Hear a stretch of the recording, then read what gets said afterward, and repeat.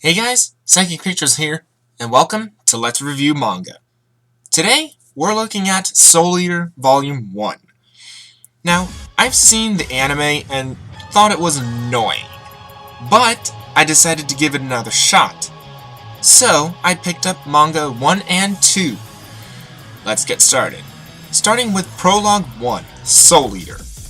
We meet Soul Eater, an egotistical kid that can turn into a scythe, and his scythe master, Manga, a calm-headed girl, reaping the soul of Jack the Ripper, who has become a living weapon. Since this is the 99th soul that Soul has eaten, he only needs one witch soul in order to become a death scythe. They report this to Lord Death, known in this manga as Shinigami-sama, who warns the two that lots of Meisters die in battles with witches. The two then head to the witch Blair's house, where they stupidly enter, and while Blair is taking a bath too. The two begin their battle, and then we randomly cut to Maka's player of a father in an equivalent of a hooker club or something, where we find that Manga hates him for cheating on his wife. The next day, the day after that, time for round 4! So, Manga and Soul fight Blair, and end up arguing with each other in front of Blair. Blair then asks if Soul wants to become her scythe. The three fight a little more, then Soul says he's tired of being Maka's scythe and wants to be with Blair to Blair's delight. Maka is in disbelief, but Soul only said that to get near Blair so Maka could grab him in scythe form and finish Blair off.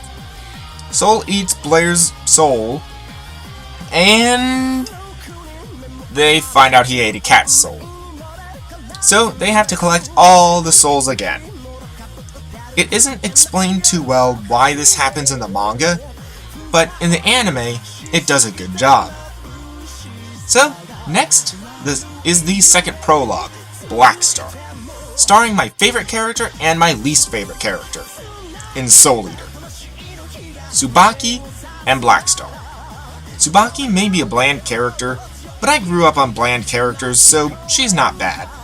Black Star, on the other hand, is loud, annoying, and is a horrid assassin. So, the first scene is Tsubaki and Black Star trying to assassinate a guy and take his soul. Tsubaki tells him what to do, but Black Star, being a show-off, yells that he will assassinate them and ends up getting both of them shot at. I hate his ego character. His ego is his personality for a while. Get used to it. So, they escape and report to Shinigami-sama, who is a bit disappointed that they haven't collected any souls yet. Black Star decides to smooth it over by giving Shinigami-sama his autograph, where, I'll just call him Death, where Death chops Black Star's head. Thank you for that, Death. So, Death issues a challenge if they can reap the soul of someone named Mifune, whose soul is worth 99 humans, and is currently guarding a witch. That would be an easy way to turn Tsubaki into a death scythe. The next scene is Black Star trying to peek at Tsubaki while she's taking a bath without being seen. And of course, he fails badly. Why is he such an annoying brat? For an assassin, he's as subtle as a nuclear explosion. So, they both go to the place where Mifune is supposed to be to get surprise attacked by him. So the three begin fighting, and I forgot to mention that Tsubaki has many different weapon forms, like a dual chain scythe, a smoke bomb, and a giant shuriken. So, eventually, Mifune strikes Blackstar with the back of his sword.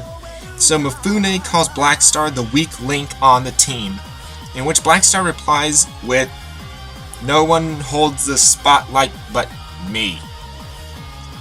You see why I hate this idiot now? True, in the anime it took him about 10 episodes for him to take things seriously, but this is still way too forced. So, he eventually uses the 3 assassin rules to his advantage and beats Mifune with 1 blow. But just as Blackstar reaps his soul, just as Blackstar is about to reap his soul, Angela the Witch arrives and is just a little girl. Blackstar thought he had no choice but to leave them alone, because he doesn't kill kids. Noble move on his part. Good going, Blackstar. Now for things to get annoying, with Prologue 3, Death the Kid. So, Kid's gimmick, yes, I'm just saying Kid for his name, is he has an unhealthy obsession with symmetry. That's why he carries 2 guns. While they're trying to catch and reap a soul, Kid freaks out that Patty, one of his guns, was off mark by a little bit. The perp gets away, and he also complains that his guns, Liz and Patty, in human form, are not the exact same, including their breasts. Okay, what significance does this have at all? Well, I guess it's just the writer's way of saying, hey, this character is obsessed with symmetry, get used to it. Because he doesn't get any better. So, Kid reports to his father.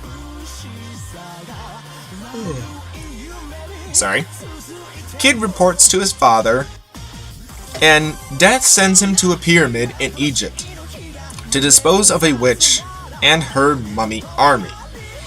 So they go into the pyramid, and Kid is worried about a painting at his house that is tilted a little to the right. Not something a normal person would think about in a life-threatening situation. So they get attacked by mummies, and Kid leaves the scene because of the picture. Okay, he's not a man anymore. What kind of man leaves 2 girls in a dangerous situation because of a freaking picture frame? Luckily, these are the Thompson sisters that used each other as weapons on the streets, so they can handle themselves. We then see the witch Death talked about reawakening the pharaoh, and then get eaten by the pharaoh. Smooth move, witch. Also, the picture on Kid's wall being tilted was his imagination. He returns to the pyramid and sees the Thompson sisters are captured with half their clothes taken off by the pharaoh. So, Kid frees the sisters, they transform into guns, he aims ready to shoot, and gets the crap beaten out of him. Why? Simple. The sarcophagus is perfectly symmetrical, and Kid couldn't destroy something so perfect. So, he would rather die than destroy something symmetrical. Interesting choice. So, Kid is on the brink of death, and then the pharaoh himself steps out. He is so unsymmetrical that Kid shoots him so much that he accidentally destroys the entire pyramid. So, Death punishes Kid by taking all the souls that he has collected so far. Thus ends all the prologues. So, these pretty much served as looking at the annoying characters in the series, Soul with his so-called coolness, Blackstar with his over-the-top ego, and Death the Kid with his obsession with symmetry. With the prologues out of the way, we go on to Chapter 1, Remedial Lesson Part 1. So, Soul is waking up, and Blair greets him with her boobs. Manga walks in and kicks Soul out the window. Okay, class time at the Death Weapon Meister Academy, or DWMA. This is where weapons and meisters go to work together. So, Soul and Manga talk about someone attacking students that looked like their teacher that got killed, Sid. So, Maka's dad is the sub, and he says Death has summoned them along with Tsubaki and Blackstar. Apparently, the rumors about Sid turning into a zombie were true, and Death wants everyone to take his soul, or he will expel them. A little harsh. So, they go to Sid's grave, where they meet Sid and start fighting. Eventually, they capture him and make him tell who turned him into a zombie, and where that person was. That person was Dr. Stein. And that ends Volume 1 of Soul Eater. So, not my favorite manga, but started being interesting at the end. Lots of annoying stuff to go through, and 3 of the main characters are really bad because of their quirks. Hopefully, I can actually finish the manga series unlike I did with the anime. Next review will be Monster Musume Volume 1. This has been Psychic Pictures, and I'll see you guys next time.